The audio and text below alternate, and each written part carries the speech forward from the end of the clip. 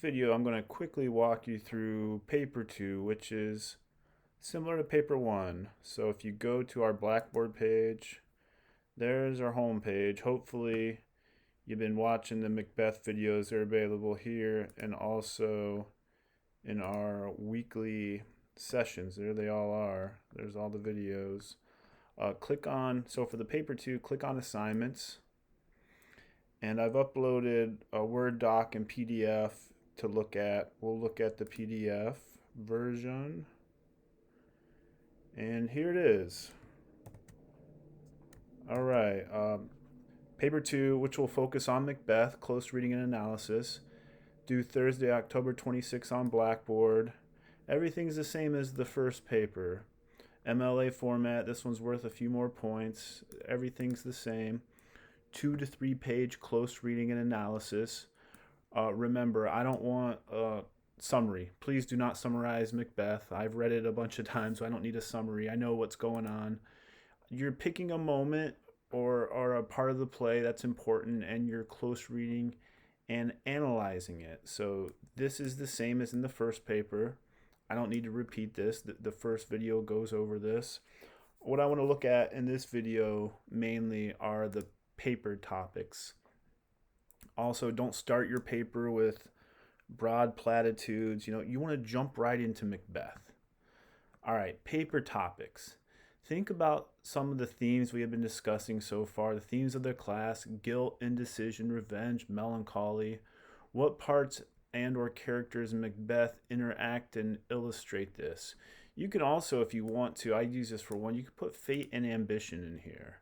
Right here, yeah. Think as well about ideas of fate and ambition in Macbeth.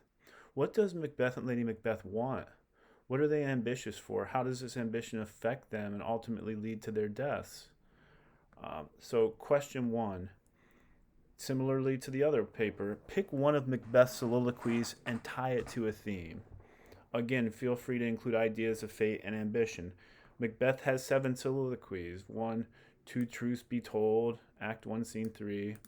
If it were done, when 'tis done, there's the Duncan, Act 1, Scene 7.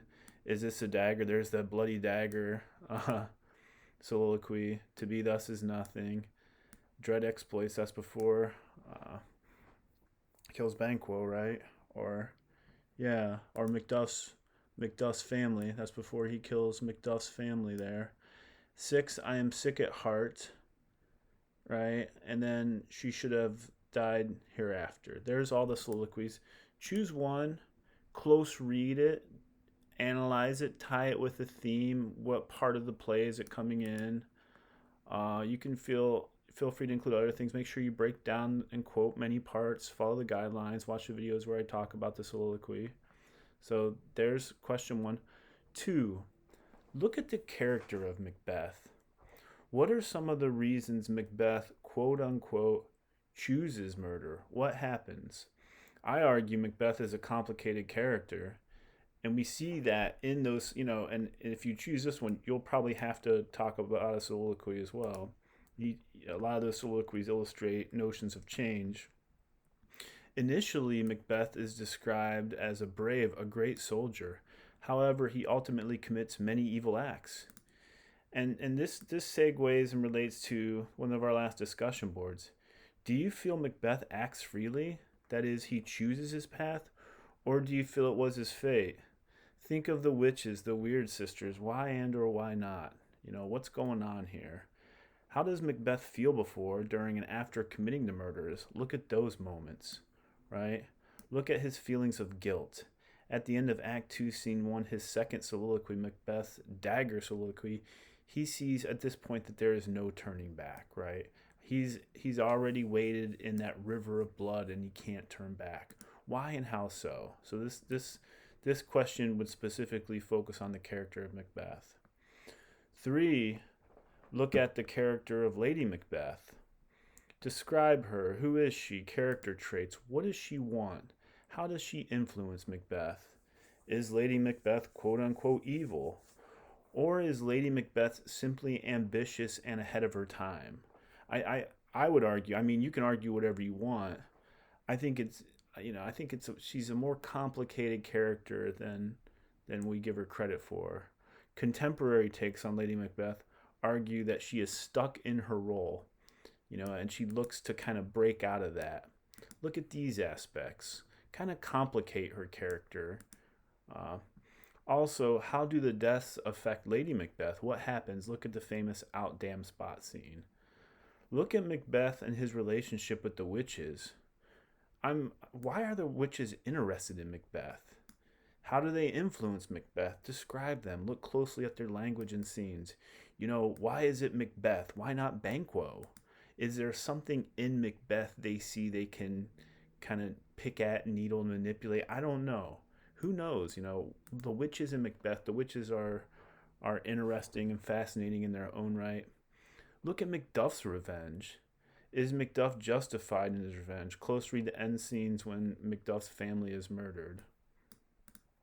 Macbeth and now. How is Macbeth, and this would be this would break the frame of the play a little bit.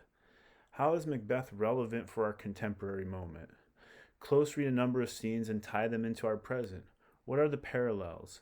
How and why are people willing to do anything and everything for power? Am I think of politics now, right? Are people willing to hold on to power regardless of whether they do something that's quote unquote good or just or right, or they just want power for power's sake? Feel free to tie these thoughts into contemporary politics.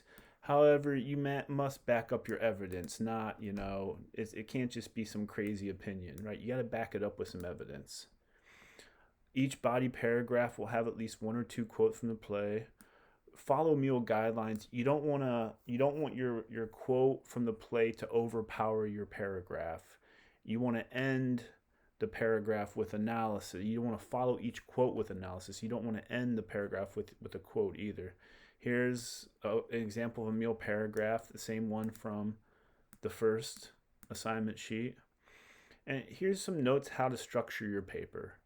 Introduction, quarter page, half a page. Remember, this is MLA guidelines, double space. Jump right into your topic. Give a few areas you will look at and end your introduction with a thesis statement. Your introduction double space should be about a quarter to half a page. Body paragraph 1, about half a page double space. Choose one thing and talk about it. Follow Mule paragraphs. Obviously, if your body paragraphs go a little longer, that's fine. You just don't want them really, really short, If you have your body paragraphs, each aspect you're looking on, that's your paper. Outline your paper. So that's paper 2, Macbeth. Please email me. Let me know if you have any questions, complaints, comments. All right, everyone did really well on the first paper. Let me know if you have questions about paper 2.